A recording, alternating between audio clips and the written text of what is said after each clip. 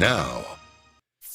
We're following breaking news tonight. A woman hit and killed by a delivery truck while crossing the street. Plus, outrage after a deadly shooting on I-57. The youngest victim, just 1 year old. Tonight, a reward is now being offered. Plus, President Biden making his first trip to a war zone as he visits Ukraine.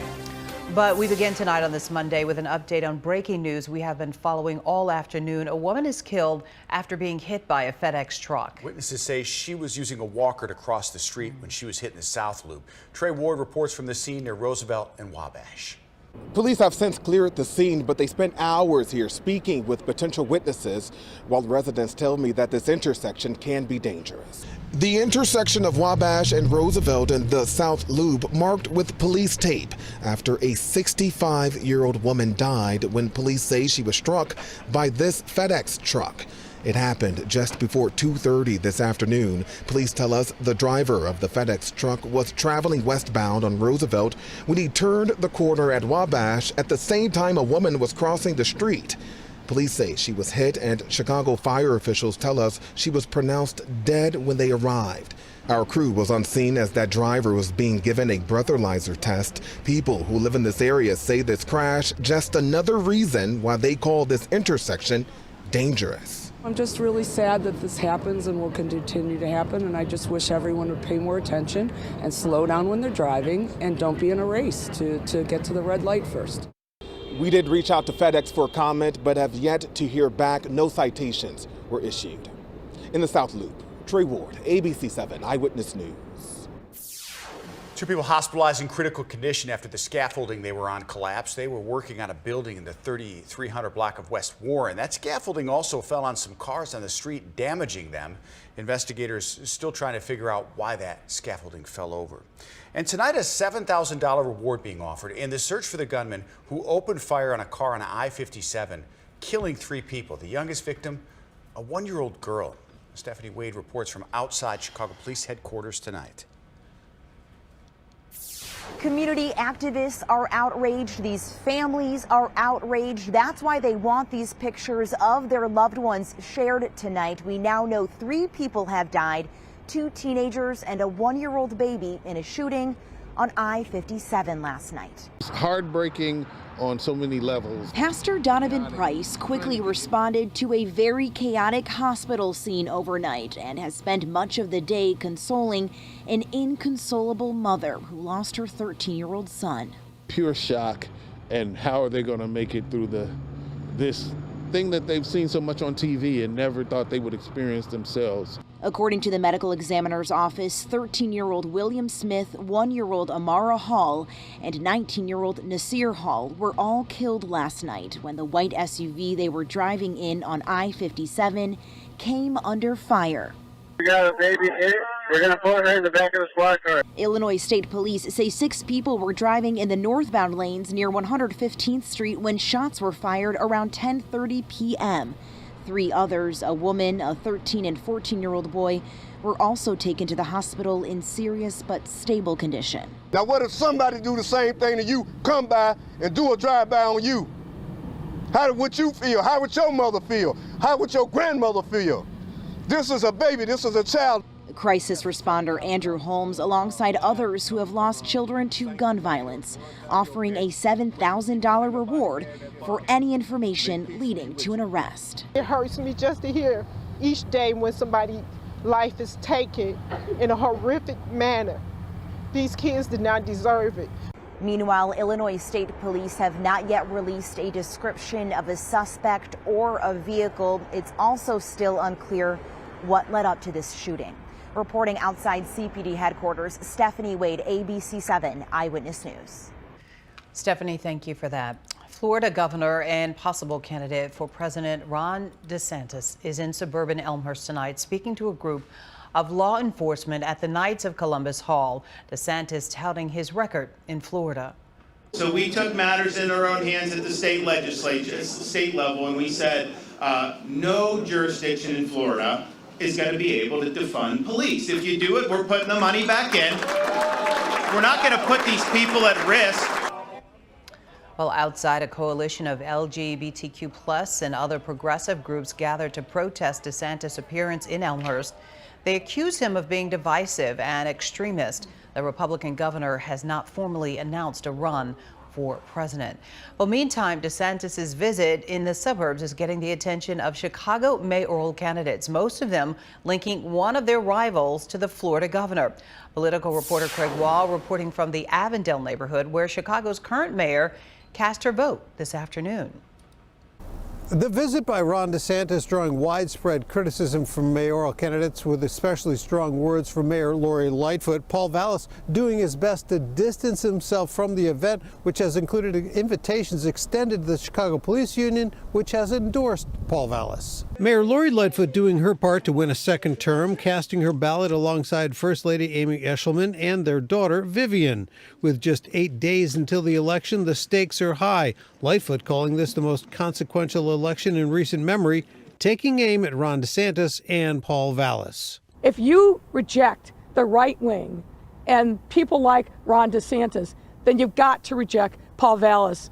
Lightfoot contending that this is a two-way race between her and Vallas. Vallas, who polls suggest is the current frontrunner, distancing himself from DeSantis and his visit, calling it a diversion. I'm not paying any attention to DeSantis or any attention to, those, the DeSantis supporters. The city's at the crossroads. We have a leadership crisis. But Vallas and others taking aim at Lightfoot over her comments at a Southside rally this weekend, where she said if people did not support her, they should just stay home and not vote. We certainly need somebody who is not trying to suppress people's votes. We need somebody who can bring us together as a city. You're going to tell people not to vote when, many of their parents and grandparents and great-grandparents, suffered and sacrificed for the right to vote. So I think it was irresponsible. We're not going to allow people, including this administration, to provoke fear and anxiety. Lightfoot this afternoon walking back her comments from the weekend. If I said anything other than everybody everywhere needs to vote, then I misspoke in the heat of a campaign rally. But I've been very consistent all along saying everybody everywhere needs to step up and they need to vote, just as I said today.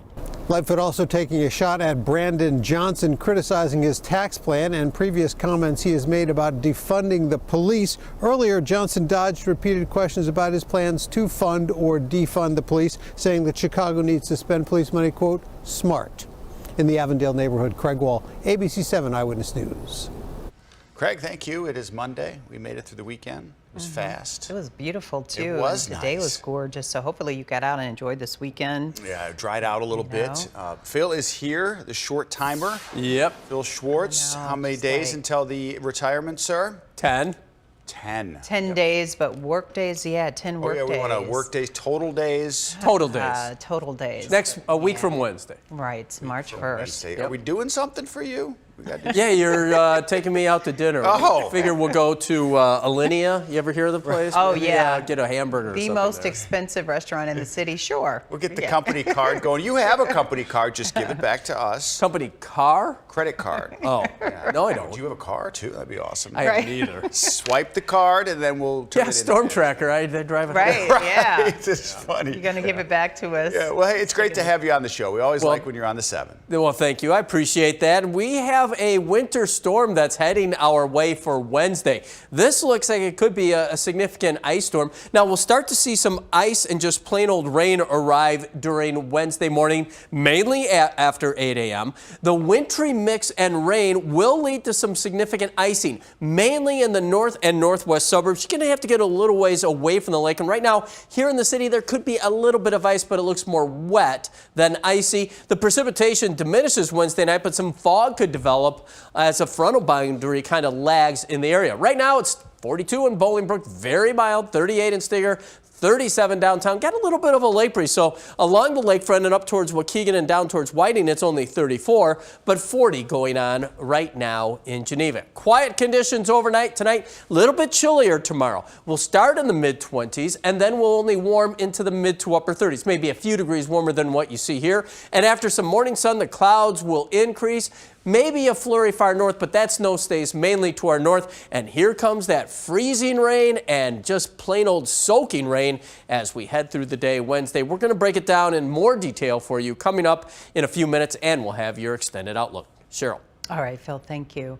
A solemn return to class at Michigan State University today following last week's deadly campus shooting. I know a lot of people were uncomfortable coming back to campus, and I'm glad that things are in place that they could take the time that they needed and they don't have to be back right away. But usually there are a lot more people out, and it's a lot kind of livelier.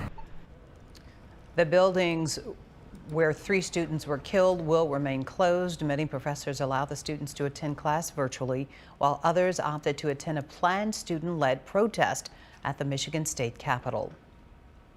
I'm not going to say now is the time for change. The time for change was years ago, after each previous mass shooting.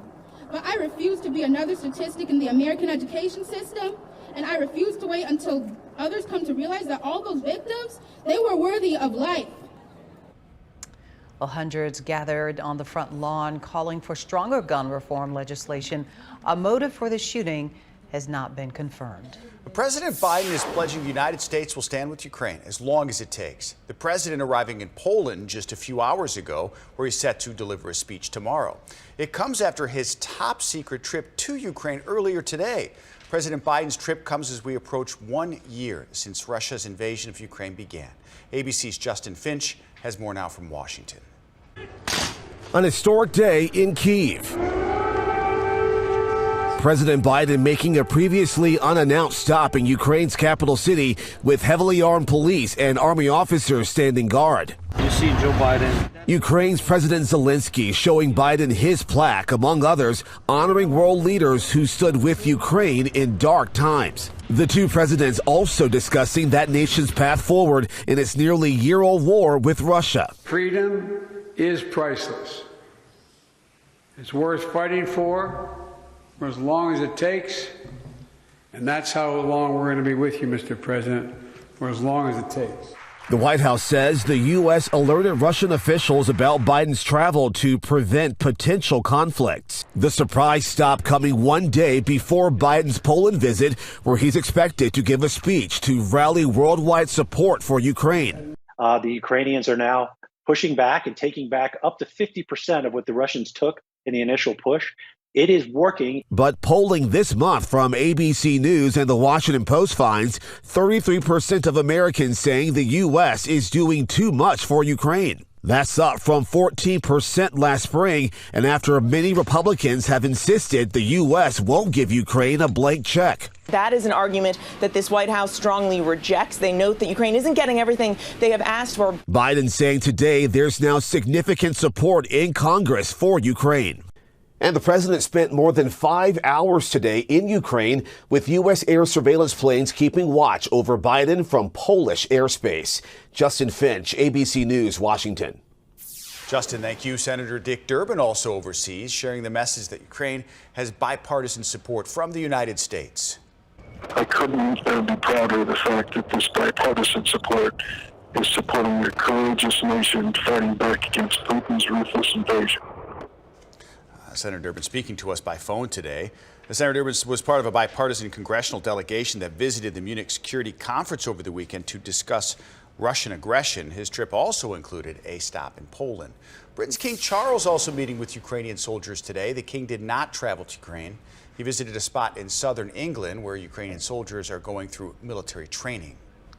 And a new earthquake in Turkey has killed 3 people and injured more than 200 others. Now, this comes just 2 weeks after a massive quake that killed thousands in that country. Well, this earthquake was centered in Turkey's Hatay province, one of the worst hit regions, back on February 6th. This most recent disaster brought down buildings, trapping some people. Injuries are being reported in neighboring Syria as well. And you can help with earthquake relief efforts in Turkey and Syria. Just head to UNICEF.org/ABC News. We also have this information posted on our website at ABC7Chicago.com. And back in our area, Chicago Public Schools looks to build a new high school in the South Loop. There is debate over where exactly to put it. Some people in Chinatown and Bronzeville would like it to go on city-owned land at 17th and Canal. The CPS has proposed using the site of the former Harold Ickes homes at 24th and State. Sarah Schulte now with more. Sandwiched between railroad tracks and an industrial district is a parcel of land that some community groups and politicians say would be their choice as an alternative site for a new South Loop High School. The vacant piece of property located at Canal and 17th Street is owned by the city of Chicago. Use the land that you already have. Don't spend the $10 million CPS to buy another piece of land when that could be going into our schools. Chicago Public Schools has approved a $10 million land swap with the Chicago Housing Authority to build a new $120 million high school at 24th and South State, property that once housed the former Harold Ickes homes. We lived there for generations with no investment. Nobody cared about it. Now all the investment come, now we can't live there. Housing advocates say the land should be used to build hundreds of affordable units, a promise they say CHA has failed to fulfill.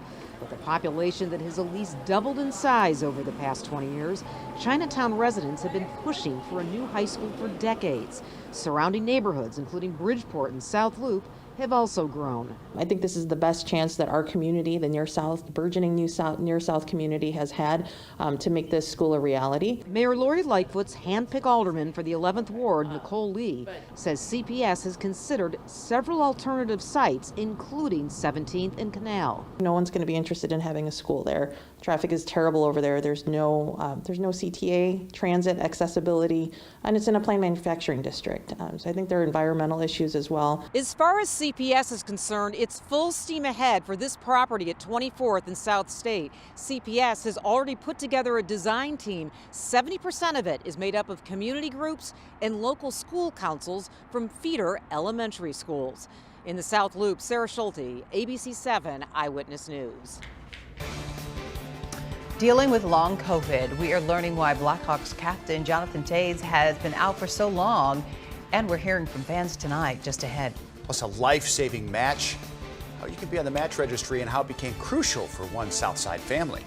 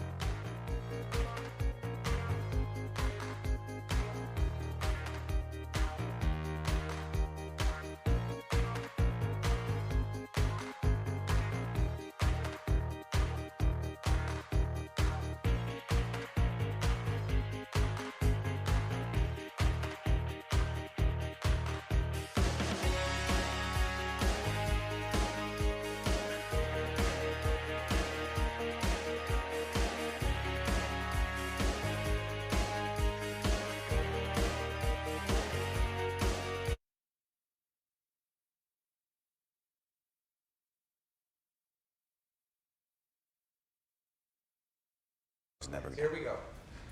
Time for our Monday forecast. Live look outside. 40. It's a seasonal, I think. I don't know. We'll have to check it. No, it's not. Oh, way above normal. Way above normal. Because it feels like spring a little bit almost. I feel like I'm going to throw. I don't mean to throw you for a loop here. Go for it. Yeah. Some stuff is blooming. I saw some. Wow. Yeah. I mean, I don't know if it was like tulips. the tulips or, are yeah, coming up there are already? things starting to bloom and blooming or just pushing. I mean that. Okay. Yeah. Right. Absolutely. Yeah. You're right. Not blooming, but pushing through. You're starting to see some green. Wow. Out by us, and I'm worried if we get a huge frost. Does that all die? Or No. You know, those kind of flowers are very hardy. The daffodils and such, which might be pushing through, and the crocuses possibly. Is it plural of crocuses? Croci? I don't know. Whatever. You're the scientist. Yeah. But even some of the trees look like they're blooming a little. Well, they're budding. They're budding. Yeah. It's a bit early, but it's nothing to be concerned with. Once they start to bloom, question though, and if that happens in early to mid-March, and then we get a hard freeze, that's when you have to be concerned. So right now you don't have to be concerned.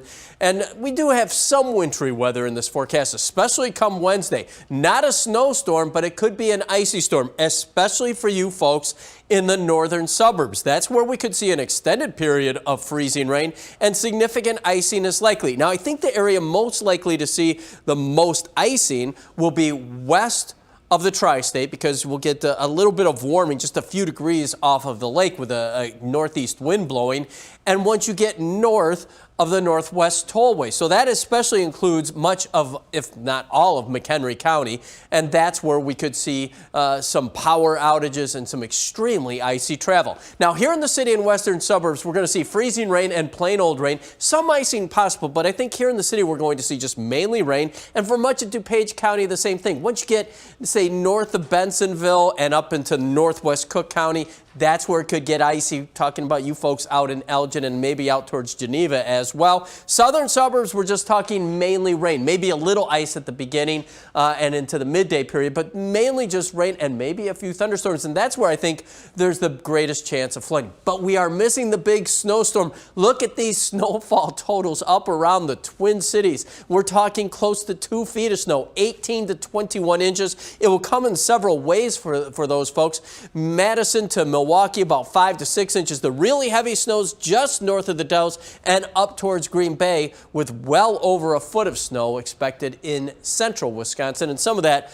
will also affect the northern part of the lower peninsula of Michigan. But maybe just a little sleet accumulating in the far northern suburbs. This is not going to be a major snow event for our area. But look at this. This is the amount of icing that we're going to see. And when you start talking about a 1/4 inch to a 1/2 inch of ice, that could be a real problem. Distinct cutoff here, but you can see how much of Lake County and McHenry County and down into northern Kane County could really get hit by a significant ice storm as we head into Wednesday. Total rainfall, the heaviest from the city on south with up to 1.5 inches could lead to some localized flooding. So a very interesting winter storm heading our way as we head into Wednesday. But what a day we had today. Again, up to 48 degrees. The average high is just 37 degrees, so 11 degrees above normal. And even at this hour, we're still sitting at 41 degrees. South winds at 6, giving us a wind chill of a very tolerable 37. 41 in Lamont, 38 now in Crete, 39 in Wheaton, 41 in Richton Park.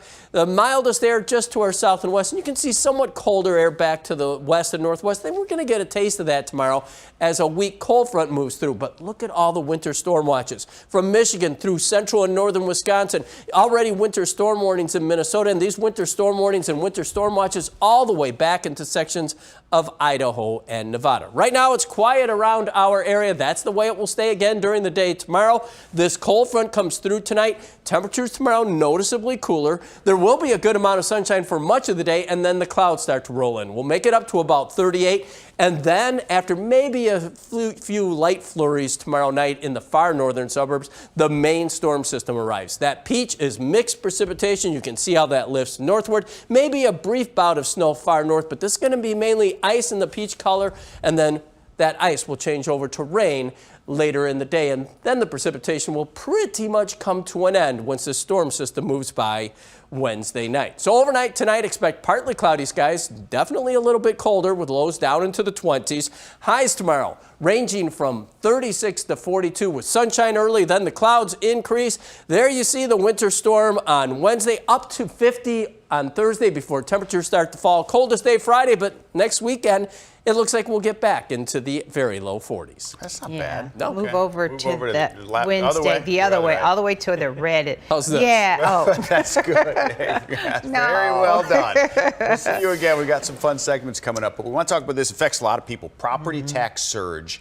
The I-Team uncovering sky-high property tax bills across Cook County specifically. So consumer investigator Jason Knowles is here tonight with us in the Hour of Power, of course, to talk about what he is working on tonight. So far, Jason, what did you find? Well, this can't come at a worse time, right? With inflation, bills, the grocery store, everything else, all the prices are up. Property taxes, of course, up too. It's been reported that property taxes are up across the county by 3.8%, $614 million. And what we are finding here, actually, we had the Treasurer's Office dig deeper into these numbers that are out there, and we found that 20,000 properties are facing increases of 100% or more. Some of them are 500%, 800%, even 1,000%. And you can take a look here at this family. There's a family business on the north side, and we did talk to them. They're facing a 140% increase. That business makes displays for retailers, and they are now possibly talking about layoffs.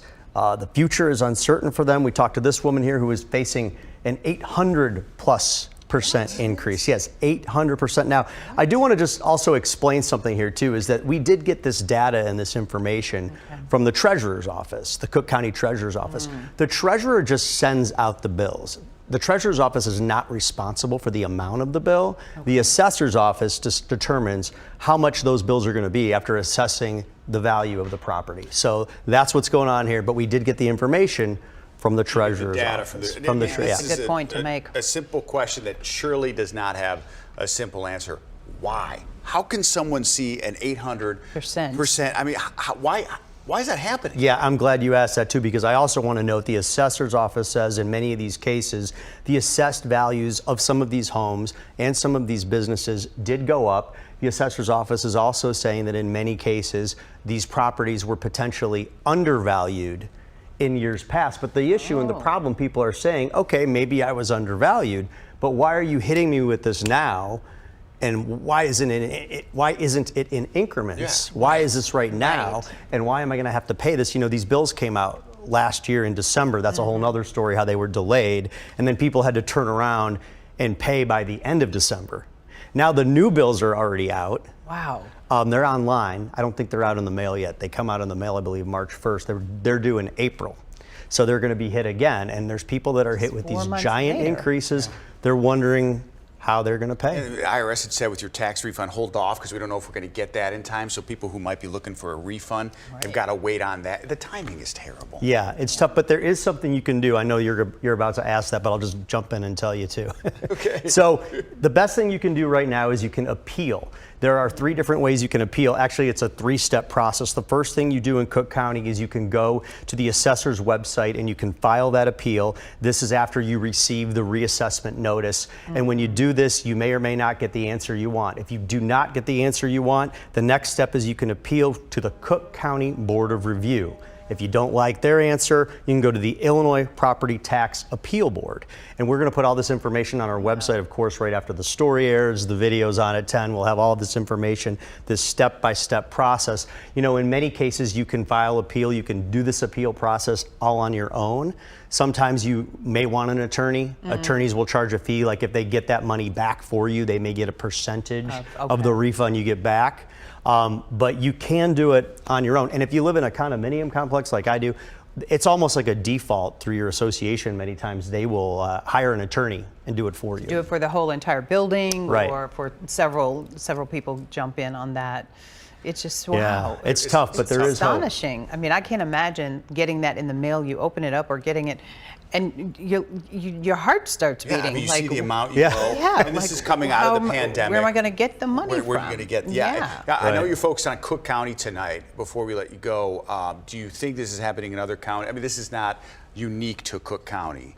Well, what we're hearing is the calls we're getting and the data we're getting is it is more unique to Cook County. Now, I have heard that property taxes are up across the board in several counties. I've talked to other people who are saying that their property taxes are up. But we are focusing on Cook County, and the dramatic increases we are seeing are in Cook County. But again, the assessor is saying that things have changed, and the assessor has also said that a lot of residents have seen breaks on their taxes. So this first number of the 3.8% is across the board of that increase. So some people have gotten a break, some residents. Okay. It's shifted to the commercial, but there's a lot of residents who are seeing a surge too. So how long will this last? Like, will they do this again in a year or do this again in 2 years? Well, you're assessed every 3 years in Cook County. Okay. It depends on where you live. They break it up in regions. They're assessed every 3 years. You know, usually taxes, right, they always go up, right? The question is how much. Okay. Thank you. This is tonight at 10. We'll be joining you for that. It'll be during our regular newscast. We'll post that where you're watching us. Thanks for the insight. I suspect the I-Team phone's going to start ringing. Yeah. Oh, absolutely. From other counties. We're like, wait a second. You know, we might be seeing this in some other More and more calls. We actually got these calls and started this because of the other story we did in December about the 450% increase that a gentleman had on his apartment complex. Staggering numbers. Glad you're following up on it. Jason, we'll see you. Very helpful. Yeah. Coming up, missing the captain. Tonight we're hearing from the Blackhawks on Jonathan Taves. Why he's not on the ice with the team right now. This story's next.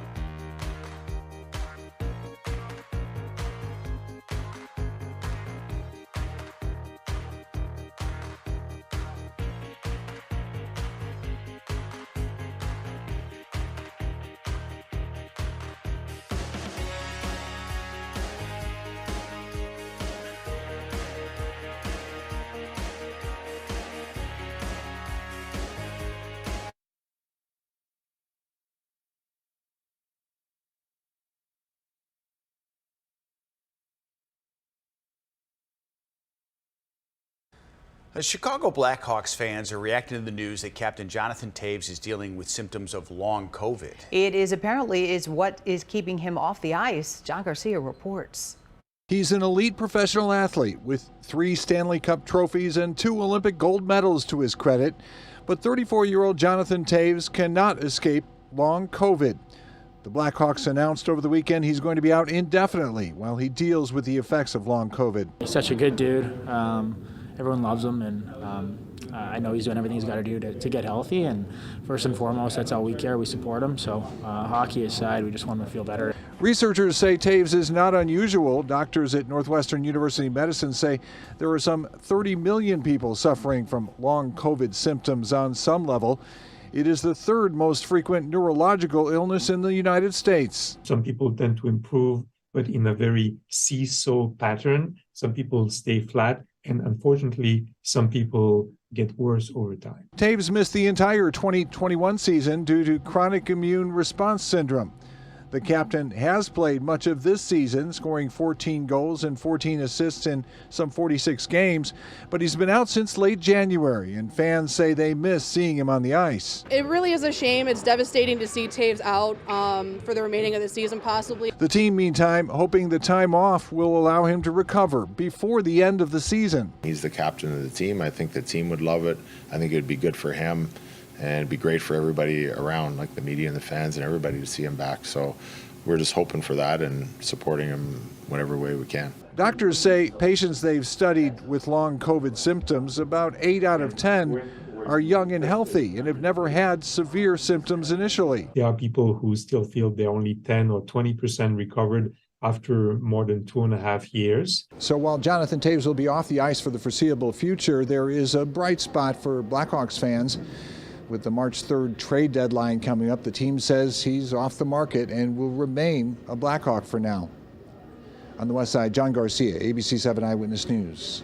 It's fascinating on so many levels. I know, and so many people praying for him and thinking about him, because the unknown is always the hard part. We were discussing, and remember when he and Patrick Kane were just like the youngsters, and these guys are the veterans now of this team. Right, winning all those world championships and Stanley Cups. It was incredible. And then you see, he's had so many health complications recently, and then you add the COVID. It's just, it's fascinating. And we're learning, and we were talking about this earlier, like we still don't know. We're still learning what's happening. Still in it too. Yeah, and how we've all been affected by it. Wishing him the best. Always, definitely. Coming up, keeping kids off the streets, putting them on the court. Salvation Army hosting a basketball tournament today at its Red Shield Center in Inglewood.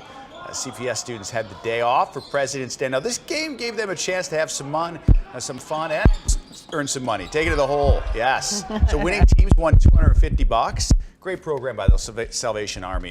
And a good chance for those kids to burn off some calories. No, they got skills. Oh yeah, definitely. It's fun to play they've got some game. That's the best too, when you can just get to play out there and have fun with your friends, and nothing's on the line but just fun. You know, competitive though, and getting your skills. Yeah, that's true. Yeah. All right. Well, a stranger could be the best chance at saving a life. Yes. Coming up next, meet someone who has needed stem cells and then found a match through the Be the Match. We'll be right back and explain it on the other side of this break.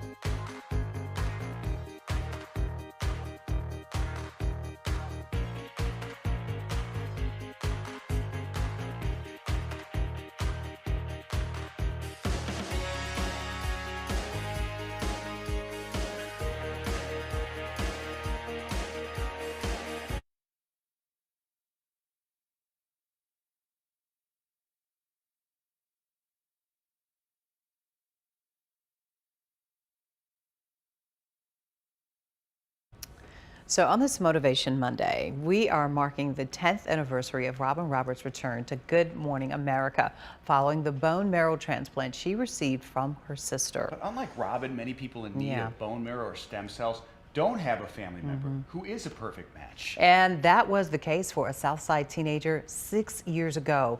Val Warner has the story tonight. Ruben Correa's perfect match was once a perfect stranger living thousands of miles away. But now they're bonded forever. Her stem cells coursing through his veins, allowing him to live a second chance at life. You don't think in a million years that you would need somebody else's stem cells for your cancer journey, but it happens to kids every day. Sandy Correa's son Ruben was 13 years old when he was diagnosed with leukemia. Ton of chemo, radiation, steroids, and after 3.5 years, he had about a couple of months of remission, clean, and then he went in for a checkup, normal checkup, no symptoms at all, and it had come back, and it came back strong. That's when doctors turned to Be the Match. The nonprofit connects patients with their donor match for life-saving bone marrow or blood stem cell transplant. Luckily, 3,000 miles away in Alaska, Emmy Ridgway was a perfect match. Emmy donated life-saving stem cells. When you see the final product and they let me touch it, and you have to be careful about that because germs, and then these patients are very immunocompromised. But when they let me hold the bag for after I wash my hands and sanitize, I got to hold the bag. And it just looked like a bag of life. Ruben had his transplant in 2015. 2 years later, he finally met Emmy. It felt great to finally meet her. A reminder that she's always going to be part of my life. This is the thing that's going to change that patient's life. This is what gives them another shot. Ruben is now 26 years old and relishes every day of that second chance at life. I've been feeling great. I go to school. I'm outgoing. I go out with friends, and then I go for walks when it's nice out. And this past November, I hit 7 years cancer-free. Val Warner, ABC7 Eyewitness News.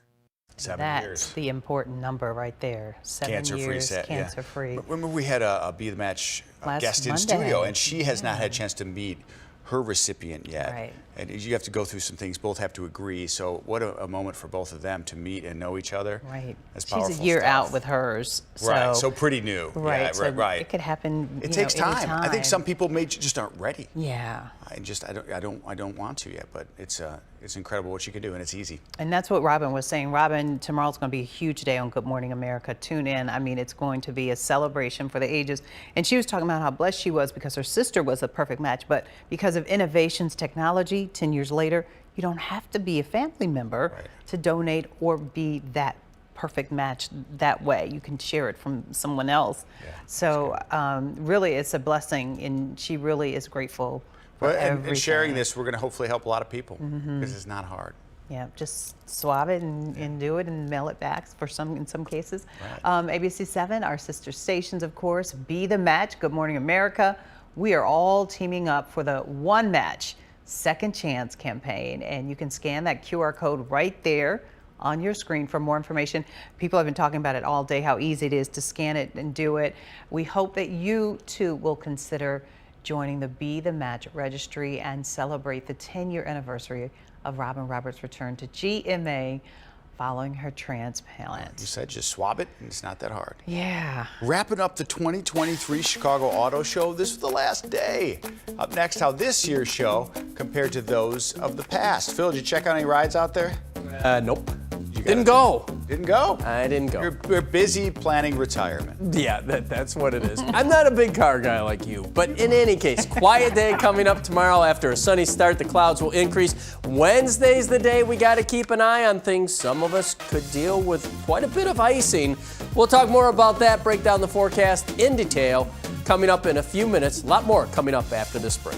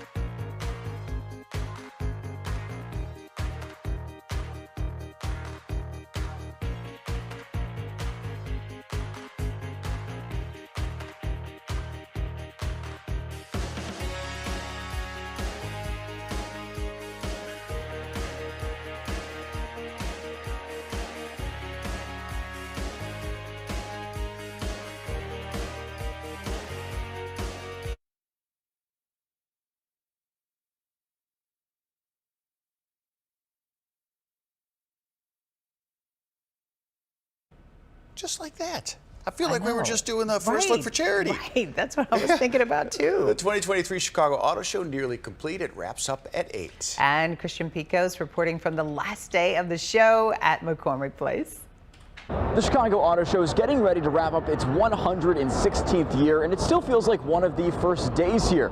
There are still so many people checking out all different kinds of cars, and there's still just about 1 hour to go left in the show.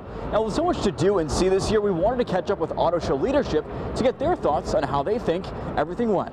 The auto show, to me personally, is a tradition for many in Chicago. That tradition for Chicago Auto Show co-general manager Jennifer Morand is coming to an end once again this year. It's typically cold and dreary, and it's just a great way to kind of shake off the winter blues, get your family out. Morand reflected on the success of the auto show this year, highlighting the many indoor test ride tracks, the sudden popularity of the rise in EVs, and how the show continues to evolve each year. Just the variety of activities that parents can come out. You can bring your kids. My husband was here last weekend with my 2 kids, and they love everything the auto show has to offer. A sea of strollers flooded the auto show today on this President's Day holiday, with kids out of school and parents looking for something to do. I had a day off of work, so I thought, hey, we got a couple ticket vouchers, so I thought we'd take them out and enjoy the day. Michael Baker made the trip with his wife and 3 young ones from Whiting, Indiana, to hopefully find a big car for their next family adventure. We're just checking out the Suburban that we already have to see if there's any upgrades to it. So check that out, and then larger vehicles for the family. The day-to-day cost of premium gas is challenging. Letitia Franklin is trying to do the opposite, hoping to cut costs on gas with an electric vehicle. I love the Cadillac Lyric. I'm a Cadillac girl, that's what I grew up in. However, financially, we are also looking at the Kia and the Hyundai. Now get this, according to auto show officials, about 2/3 of the show's attendance happens on the second to last day and on the very last day. You still have about 1 more hour to come out. The auto show officially wraps up for the year at 8 o'clock. We're at the McCormick Place. I'm Christian Picos, ABC7 Eyewitness News. I'm rooting for Letitia. Yeah, we were Those are all teasing good him choices. like at 5 o'clock. Oh, you were? I Yeah, we didn't were see like, what- you have 3 more hours to go ask your wife and to talk about getting a car. And Well, so Women's Day is one of the bigger days at the auto show Right. because the statistics show that y'all are the ones that right, that make decide. the decision about the family car. It's a no-brainer. Yeah, Maybe, and Christian a couple weeks ago for his first live hit said he needed a new Right, and family truckster. he has a new daughter. She's about maybe 5 months old. So Maybe you he got know. a deal. Yeah, let's I hope don't so. Maybe he'll update us and let us know. Yeah, that was good. All Good, right. good coverage. He did a great job too. John was out there doing some stuff. It was a lot of fun. And Roz Varon, I wonder if she adopted any of those dogs because every day they're all she gone was now. hanging out. That's one of the best parts. Yeah, it was just a really good time. Everybody who went out there really made it look good. Yeah. All right. Well, we're about 15 minutes. It closes in 15 minutes. Oh yeah. Same with the show. The show yeah. closes in 15 minutes. Yeah. We got stuff to talk about. Well, let's go. Like the British version of the Oscars. I Just don't- ahead. Look at the red carpet Oh, no. moment. I don't know You anything. know who that is, I right, don't. Rob? No. Yes, Oh you yeah, do. that's Goodness. wait. That would be Harry and Meghan's sister and brother-in-law. The Duchess of Right. Wales. No. Princess of. See, Duchess is Meghan. Okay. Duchess and Duke. But Well, anyway, anyhow. that's okay. We're going to talk about it. And we'll get it together by the time we come back. Walk from me this break. through it. Phil's joining me.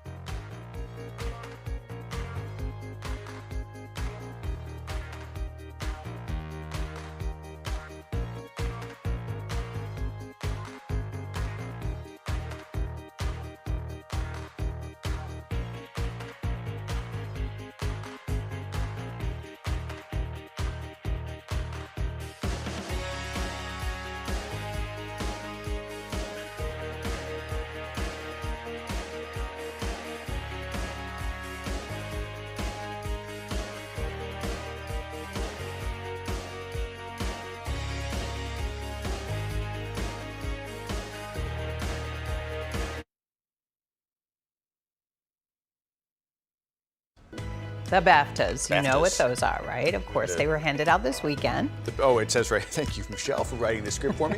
Those are basically the British version of the Oscars. I knew that. It gives us an idea, though, of what to expect during the Academy Awards sometimes. Okay, so the biggest winner of the night was All Quiet on the Western Front. It won 7 honors, including Best Picture. The film also nominated in several Oscars categories, and some are wondering if it could get a boost now. I've not seen it. I've seen it. You did? Oh, see, you said you had nothing to contribute I'm to this. shocked. Okay, believe me. So is it Oscar-worthy top 10 that it was Oscar-worthy, nominated yes, for? but I don't see it getting Movie of the Year. Okay. Well, then what will? Well, what are my choices? Well, the 10 that they have. I don't know those things. Right.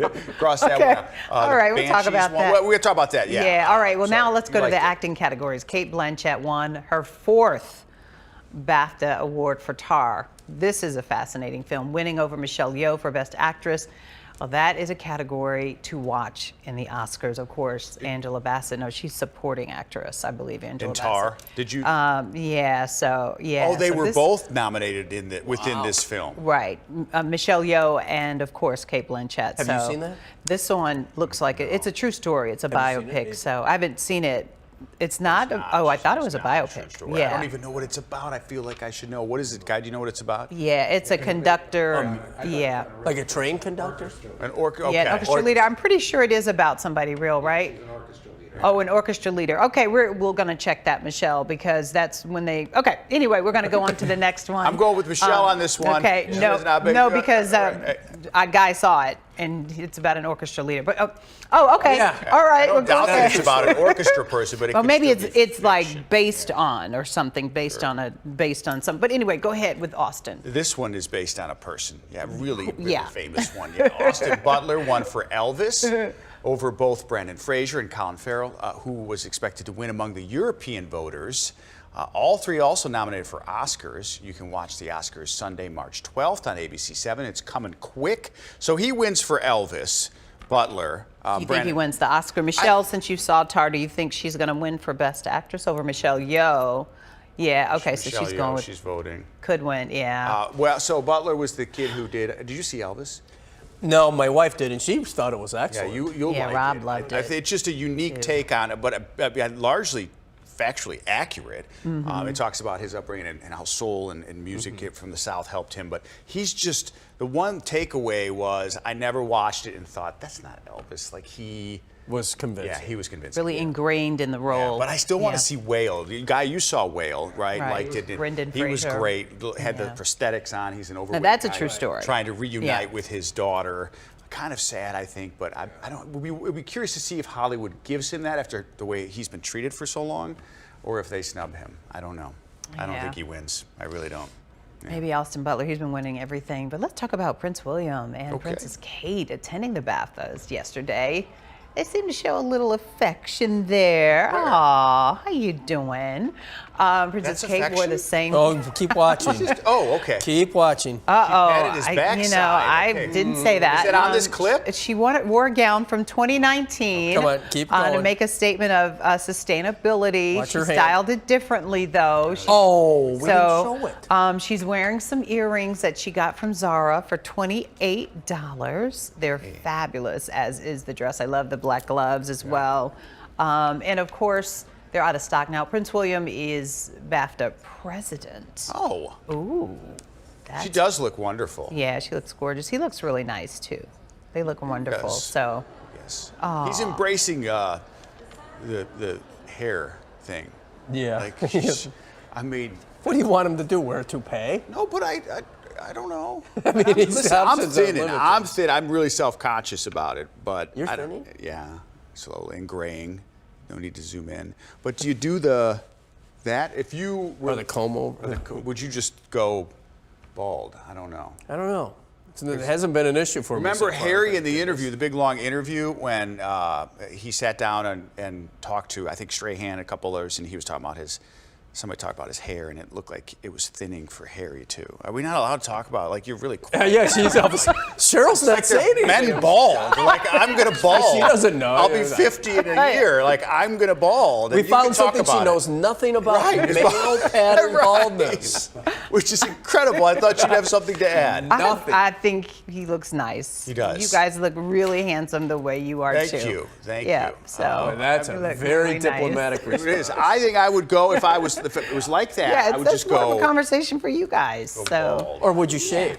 Yeah, I think I would shave it. Yeah. I think I would shave it. He's getting close to that stage. And then, right. I feel like he is. Yeah. So I think if coming. we're going to talk about her and all her beauty and the earrings, then I, as a man, am allowed to talk about the male pattern baldness. Exactly. I know what you're doing, Lee. You want to show it? It's receding. I'm telling you. I feel like it's not like when I first got to Chicago when I was 28. It's much. Then there's gray there too. I know you can't. Well, the see gray. You guys look great. Yeah, right. Thank you. I always said, and I like your gray look, by the way. Wendy, your wife, please I'm save us. 62. I mean, I know, but it looks great. And did you used to dye it? Let's talk about. I cannot believe he what only a has sensitive 10 subject. days Well, left. the reason I ask is because if I naive. go gray, Hair club for men, or I always with said I someone? wouldn't dye it. I don't Okay. want to do that because I think it'll make me look more astute. Is that the right word? But it will make you more like more astute, more convincing. People think I'm much younger than I am. Okay, let's talk about the weather. Oh wow! I am stuck. You talk about some stuff on this show. Yes, she does. I mean, I don't I know, but understand it's why we 54, can't talk about, Michelle. you don't care about time. You never care about time. Ever. Fine. All right, let's do the weather. Sorry, Harry. Your hair. Was it Harry? Was it William? I'm walking over there. It's William. Sorry. I'm walking over there. All right, tomorrow, not a bad day, but definitely cooler than today. We start with some sunshine, but look where temperatures head, mid to upper 30s. That's about 10 degrees colder than what we saw today. Then we have ice and rain and plenty of it. Look at the rainfall amounts on Wednesday. According to the various models, with the European the lowest at 8100ths, the highest over 1.5 inches. So yeah, we have a lot of rain coming Wednesday, and some of that will fall in the form of freezing rain, especially once you get into this light purple color. Once you get north of about Lake Forest, over towards, I would say, about West Dundee, and then curving a little farther south towards DeKalb. That's where we could see a significant ice storm come Wednesday. In the meantime, quiet weather. There's that high today, 48 degrees. Just 1 degree warmer than this date last year, but nowhere near the record. Back in February of 2017, boy, we had a lot of warm days. How about a high of 70 degrees? Right now, it's 42 for you folks in Des Plaines, 35 in Woodstock. Naperville, you're checking in at 41, 39 in St. Charles, and you can see it's still fairly mild across much of the Midwest. There is somewhat colder air across the northern plains. It's going to get a taste of that for the next couple of days. Little light snow falling across the northern parts of Michigan. Nothing great with that. The big storm still more than 24 hours away. So right now we have mostly clear skies. We're going to keep it that way for the balance of the night. At times it will be partly cloudy. Those clouds move out for a while tomorrow. We start in the mid-20s tomorrow. Then the clouds start to roll in. I think we'll do a few degrees better than what you're seeing here on our Futurecast. Probably getting into the mid to upper 30s during the afternoon hours. Could be a hint of snow right near the Wisconsin line early tomorrow night. Most of that stays north of the Illinois-Wisconsin line. And then as we head into the Wednesday morning's commute, there could be some rain or freezing rain south of I-80 during the early morning hours, but it's late morning and into the afternoon hours that precipitation spreads northward. The blue is snow, the peach is mainly freezing rain, and then you see this green, yellow, orange blob. That's going back and forth between heavy rain, freezing rain, and just plain old rain. In any case, the majority of the precipitation will be out of here by Wednesday evening. Colder tonight, partly cloudy skies, lows of 22 to 29. Tomorrow we start with plenty of sunshine, then the clouds will roll back into the area, but not until late in the day. Highs from 36 to 42. Going with the AccuWeather alert for that mess as we head into the day on Wednesday. The high late in the day, 37. We get up to 50 Wednesday or Thursday, but then temperatures start to fall. Rather windy day as we head into Thursday. 60 south. Coldest day comes Friday, and the weekend looks pretty good. So enjoy tomorrow. Temperatures a little cooler, but still not half bad. We'll be right back after this break.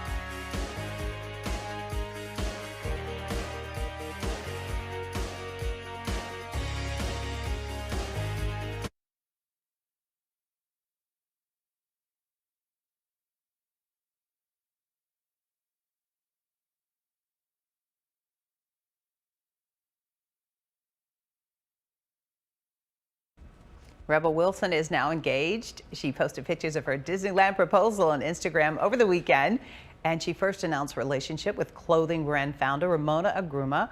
Disney is a parent company of ABC7. Nice, Congratulations yes. to them. That was beautiful. Thanks for being here on the morning show. Monday show.